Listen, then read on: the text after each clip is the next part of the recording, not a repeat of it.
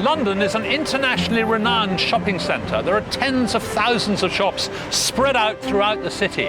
In fact, it's not a surprise at all because it's been an important trading centre since Roman times. Building Londinium on a major river meant the Romans could import goods from all over the known world. Later, in medieval times, the city of London was built up on the site of Londinium, and it's here we can see evidence of the capital's earliest trading. This is Leadenhall Market, one of London's oldest shopping centres.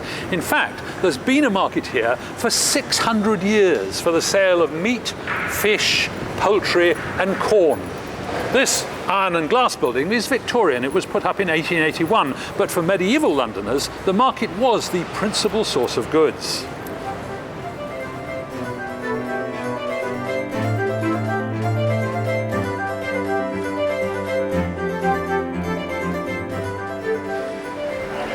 Traders often set up stalls in the houses around the market and in the nearby streets, and these were the very first shops.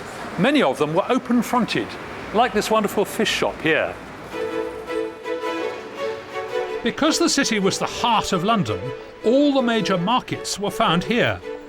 This meant that the earliest shops were based here too, and we can see this in the street names today. The Great Fire of London in 1666 destroyed some of the city markets, and that, plus a move west by respectable society, meant that new markets were needed outside the city. The most famous, and the largest in England, was Covent Garden. By the 1950s, this was a busy fruit, flower and vegetable market. But back in the 17th century, when the area was first developed, there wasn't a market planned at all. In 1630, Covent Garden became the site of London's first experiment in town planning, because the 4th Earl of Bedford commissioned Inigo Jones to design a square suitable for gentlemen to live in. Now, Inigo Jones had been to Italy, and it's almost certain that this square was based on an Italian piazza. It was unique in 17th century London and was very much copied. Unfortunately, none of those original 17th century houses survives to this day, but nevertheless, the place where they were built defines the shape of Covent Garden.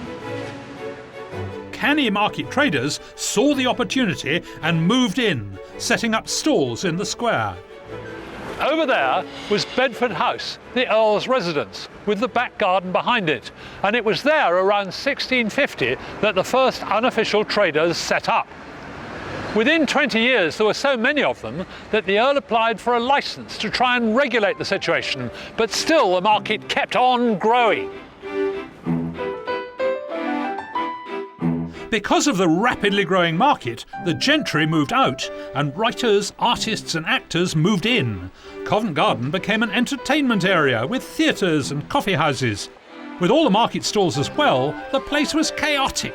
So in 1830, the Duke of Bedford commissioned the market buildings. They were glassed over 40 years later to create more space for trading.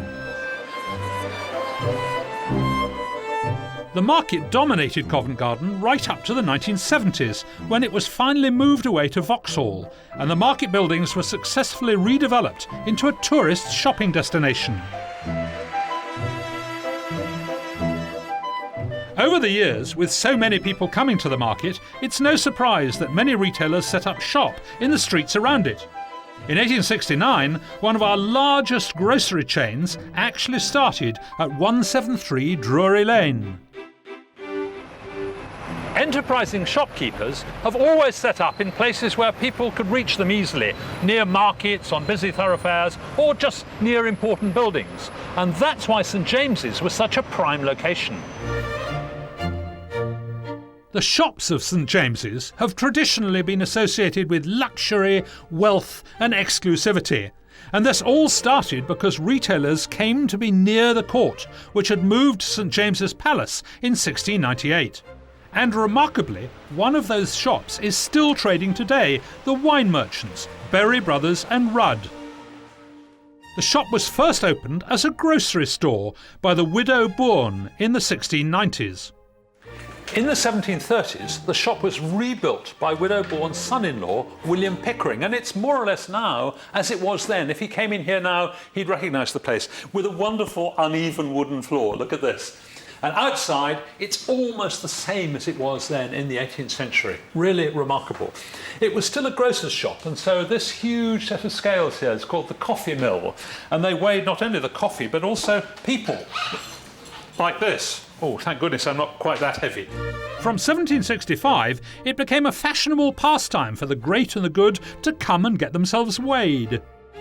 And what's rather entertaining is that they wrote all the weights down in great ledgers. So here we have His Royal Highness the Duke of Cambridge, 1516 stone. He was quite well fed. Here we have Lord Byron, measured with boots but no hat on. I wonder what clothes he was wearing.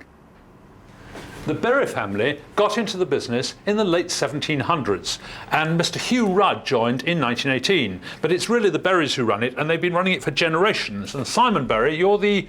Well, I'm the seventh generation. Seventh generation. Yes. Now, going back to the early days, how did they keep the wine then? Well, wine was kept entirely in barrel in those days, and bottles were really only used as decanters to take it from the barrel to the glass. So do you mean that people had their own bottles? They had their own bottles, mainly because the thing you have to remember is that no matter how expensive the wine was in those days, the bottle was always more valuable. Glass was such an expensive commodity that no bottles until about the mid-19th century had their own labels on them saying what the wine was. What they had was medallions which had the name of the person, the customer, who owned the bottle. No. Absolutely. And it didn't matter, even if you had a very embarrassing name. We've got here a bottle which dates from 1753. And the owner of the bottle proudly put his name on it, despite the fact his name is Mr. Bastard. Oh, that's absolutely wonderful. So are there a lot of these about? The Bastard family were great drinkers. Right. And obviously extremely rich, and so they had a huge amount of bottles named with their name on them. And in fact, any bottle this shape is now referred to in the trade as a Bastard bottle. This is the barrel lift. This is how they used to get all the wine from their cellars up to street level. And this, of course, is St James's Street. This is the fashionable heart of Regency London. And it was actually the Regency beau monde, the beautiful people at the apex of society, who brought about the next change in shopping history.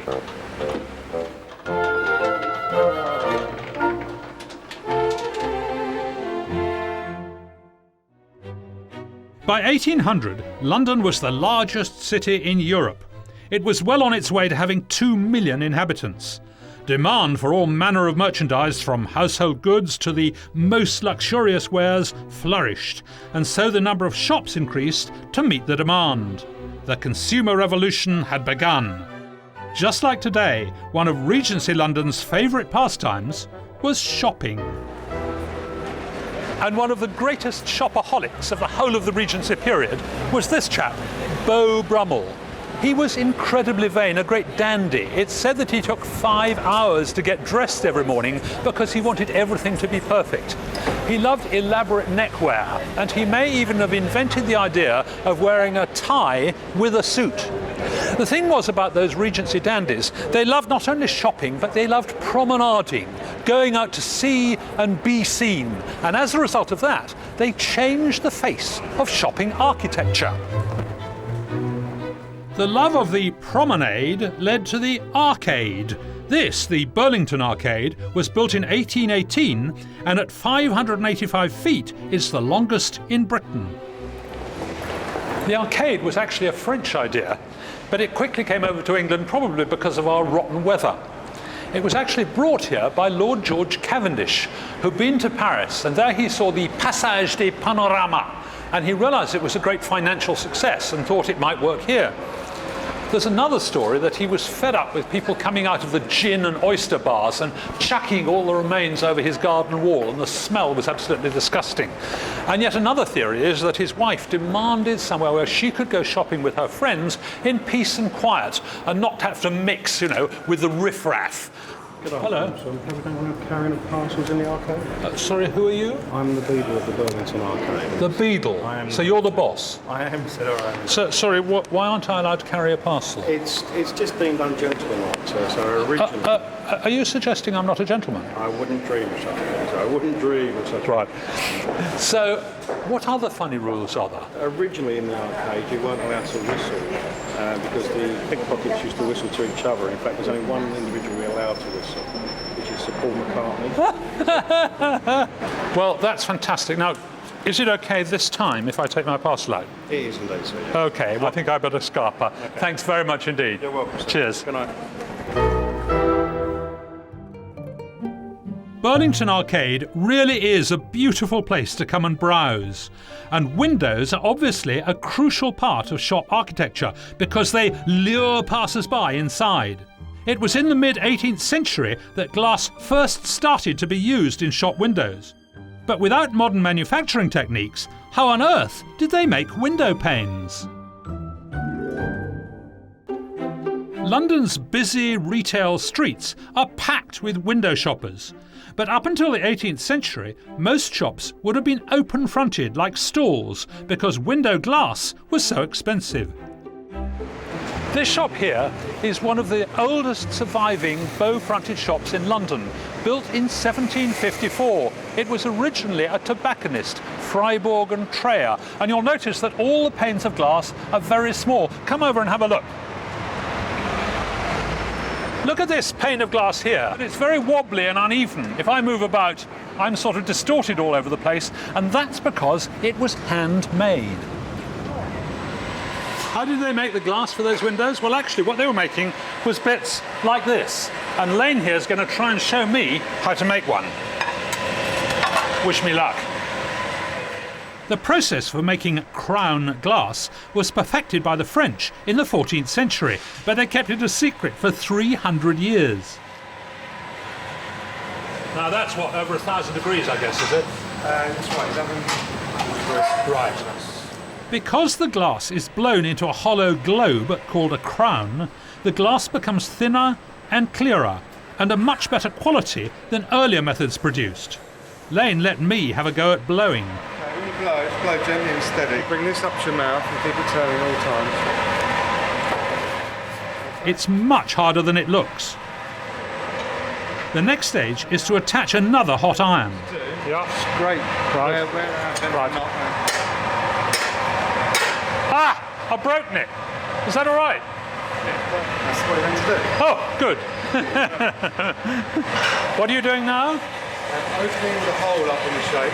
Okay, that was where we blew the air in originally. That's right, yeah. So you're making it a little bit larger. So it's now roughly all the same thickness apart from the very centre. That's right. To create the flat disc, the secret is to spin the glass. Okay, we're going to spin like mad. It's going slowly. Yeah! Okay, stop spinning. You can stop spinning now, that won't move anymore. Really? Stop moving. To make those 18th century windows, they must have spun the glass to 3 times this size and then cut it into a grid to create the window panes. Thanks. New technology in glass production around the 1840s meant that shops could have much larger windows, which were used to display the increasingly wide range of goods that were being imported from Britain's vast Victorian empire. Then came mass production. Small shops like grocers and drapers began to expand the range of goods on offer. And some grew into the familiar department stores we know today. Perhaps the most famous of these, and probably the most famous shop in the world, is Harrods. Harrods is the largest store in London. It covers an astounding 4.5 acres. But it hasn't always been quite so magnificent. This department here, it's full of handbags and stuff, and it's known as the Room of Luxury. And what's really interesting about it is this ceiling. Look at this wonderful moulded plaster ceiling with all sorts of goddesses and cherubs and things. Now that ceiling is about the same size as the original Harrods shop, and indeed it's in about the same place. So this was the original Harrods shop. It's absolutely tiny. Harrods' fortunes were changed dramatically in 1889 with the appointment of a new general manager, Richard Burbage.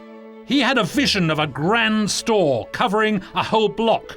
Building work started in 1901 and took 4 years to complete. Telegraphic address, Harrods, Everything, London. The most interesting and beautiful store in the whole of Britain and one of the most famous in the world. And over the years, almost everything has been for sale at Harrods. A.A. Milne purchased the teddy bear that became Winnie the Pooh, and Alfred Hitchcock had fresh herrings flown to him in Hollywood. And I'm told that Ronald Reagan even ordered a baby elephant from here. He called it Gertie. It's just as well they've got space. We're now 7 floors below the street behind Harrods. This is where they bring all the stuff in, they take it through on these forklift trucks, and then take it up in lifts up to the store above. What a fantastic place. I want to drive one.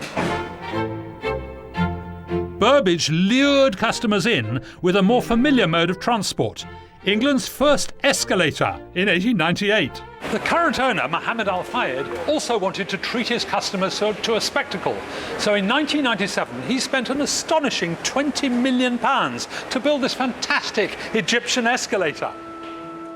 No prizes for guessing where the Egyptian theme comes from. I met Bill Mitchell, who designed the escalator. These pillars, are these solid stone? No, it's sand and cement. Sand and cement? Sand and cement, 1 part cement. Right. 4 parts sand. Just like you have on semis in Bermondsey? Absolutely. Right. The columns are hollow and they actually carry the air conditioning. No. Now look, I want to know about these panels here, because there are a lot of these. Yes. These are sand and cement too, are they? Yes. Well, tell me, how did they get made? You must have skilled stonemasons doing this. No, I did these. I carved these myself. You carved these yourself? There are hundreds of them. There are. There's about 270. Go on, tell me how you did it. Well, you put your sand and cement on the wall whilst it's wet. Yes. You do a drawing Right. in charcoal. Right. You pick it up and you put it against the panel. Right. And you rub it. Right. Then you peel it off slowly. Right. And it leaves A transfer, line in fact. as a transfer. Okay. Then you put your hand in your pocket. Right. And you bring out your knife. Oh! A dangerous weapon. A dangerous weapon. And you start to carve it. So this is just a letter opener. That's all. And you carved all these panels with that? All of that. Yeah. That's amazing. This escalator is totally over the top, but you've got to admire the showmanship behind it. Harrods had an arch rival in Selfridges, the other famous London department store, equally renowned for showmanship and display. Selfridges' window displays weren't just about merchandising, they were about theatre and spectacle. The chap behind Selfridges, Mr. Gordon Selfridge from Chicago, was really a sort of showman, a Barnum and Bailey character. Now, most big London stores started as just a small shop, but this place was designed from the outset to be a vast department store. Gordon Selfridge wanted to create a retail palace. Building work began on the store in 1907, and it continued growing right up until the 1970s. I met Eric Parry, an architect who's working on the restoration of the exterior of Selfridges. Tell me about how this extraordinary place was built. It actually, in its building, changed the regulations because it's the first building, not the first steel frame building. The Ritz was the first steel frame building in London in 1907. But this was the first steel frame building which then supported the stone that you see. Did Gordon Selfridge always get his own way? He had a vision for a huge central dome. And I think the top of that was going to be as tall, if not taller, than St. Paul's. So there was an extraordinary space, but it wasn't to be. His ambitions were curtailed. Right. Tell me about the main entrance as it is now, the sort of fabulous sculpture over the door. This 14-ton sculpture of the Queen of Time rides below the idea of commerce and the ship and the prow and a myriad of complex iconography that draws you in. So it is and still is this most extraordinarily crafted threshold to a different world, to a world of fantasy and display and theatre. under Selfridges, in the basements, is a warren of corridors. And the building's gone through so many changes, I don't think anyone knows what these various rooms were originally meant for. In fact, I'm not quite sure I'm going to find my way out again. The underground, that's the central line, runs very, very close to this building, and if you listen, you can quite often hear trains going past. There was a rumour, and I think it probably is only a rumour, that Gordon Selfridge had his own private underground station here. It's a wonderful thought, isn't it? And then there are these mysterious rooms here. You see that it's a sort of War Department number on the door. That's number 14 and number 13. And in fact, there was a secret American intelligence headquarters down here during the war. They had a super scrambling device. It was codenamed X-ray. And if Winston Churchill wanted to speak directly to the American president, he would get on the phone in the cabinet war rooms. There was a direct line underground to this place, the basement of Selfridges, and here they would scramble it to send the message across the Atlantic. Amazing. Up above was a spectacular roof garden with tea rooms and fashion shows. There was even a shooting range. This is what the roof looks like today, and sadly all the gardens have gone. Great empty flower pots. What the shoppers below didn't realise in those grand old days was that all the rock and the earth and the plants and the water up here weighed more than 2,000 tonnes. It's a terrifying thought that the roof might have given way at any moment. Wouldn't it be wonderful if during this restoration they could restore the roof as well and have beautiful gardens up here again?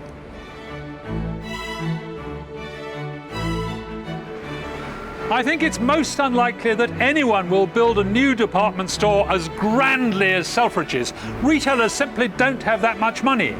But this fantastic frontage has lasted almost 100 years, and with luck, after the restoration, it'll be equally beautiful in another 100 years.